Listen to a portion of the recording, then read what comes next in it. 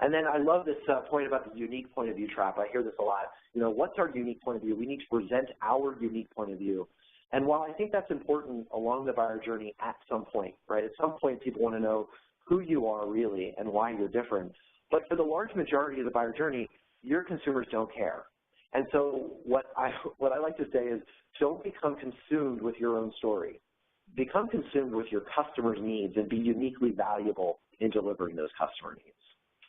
And so the way to do that is really to focus on your audience, to focus on your customers, to focus on the topics that they're interested in and the questions that they're asking, more so than the demographics of your target persona and the features and benefits of your product.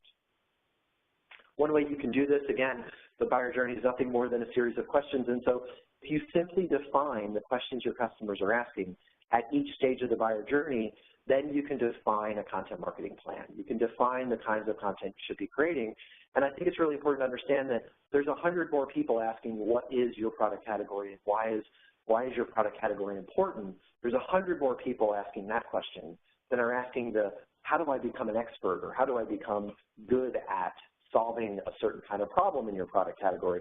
And for every 10 of those, there's only one person asking, you know, who sells it, how much is it, and where can I find more information? So think about the volume of content that you create today, and are you delivering 100 times more pieces of content in the early stage than you might be delivering in the late stage? And the way that you might map this to the funnel, and you know, the funnel that exists in marketing, I think, as a metaphor to show mainly that there are more people at the top of the funnel asking more questions and with greater information needs than exist at the bottom. And so, you know, we're all really good at creating product content and offers and brochures and customer testimonials and case studies, but what we really need to focus on the gap that we have. It's not that we should stop doing brand and product marketing, it's that we need to fill the gap, and the gap is often in the form of written content, blogs and quizzes and news and infographics and video and visual content that really attracts the kinds of the audience that you're trying to target. Another visual way to show this is to think about the size of the audience asking those early stage questions is significantly larger than the size of the audience asking mid-stage and late-stage product questions. And this is a knowable thing. You can go to certain keyword tools out there. Moz Open Explorer is one. You can go to Google AdWords itself and really define the quantity of folks that are asking different questions at each stage of the buyer journey. Another important tip, I love this tool called BuzzSumo, buzzsumo.com. I have a pro subscription, but you can actually get about 10 results for free. And what you can do is you can type in any search term. So use your product category.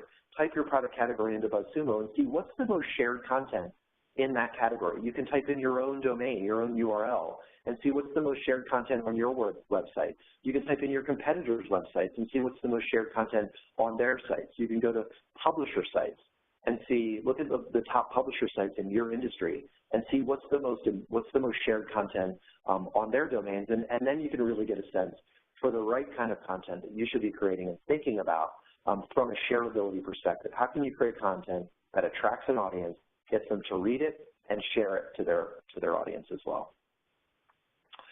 Volume is important. This is something the industry talks a lot about. You know, the days of just creating crap content are over. We need to create quality content. And of course, that's absolutely true. You need to be the best answer on the internet, to quote Brian Rhodes from Intel.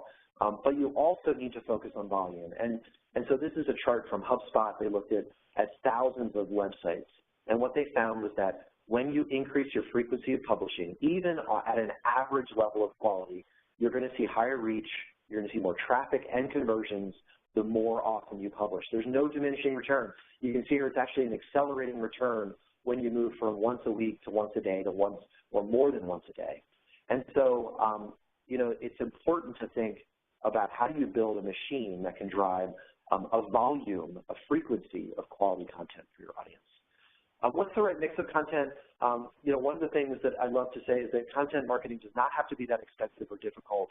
And the best way to start to produce content at a very low budget, if you look at the bottom, is look at your community.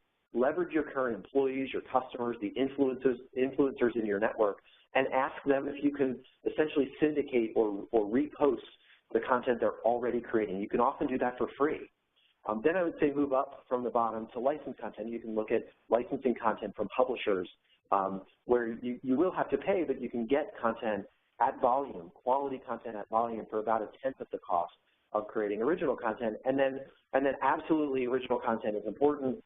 And again, I think every brand that defines the most important questions that customers are asking, you should provide and create original content to provide those best answers.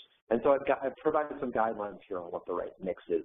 Again, it's going to be different for each audience, but I would start with what you can get for free, what you can license from existing successful publishers and journalists, and then start thinking about how do you create the best answer from your own brand perspective.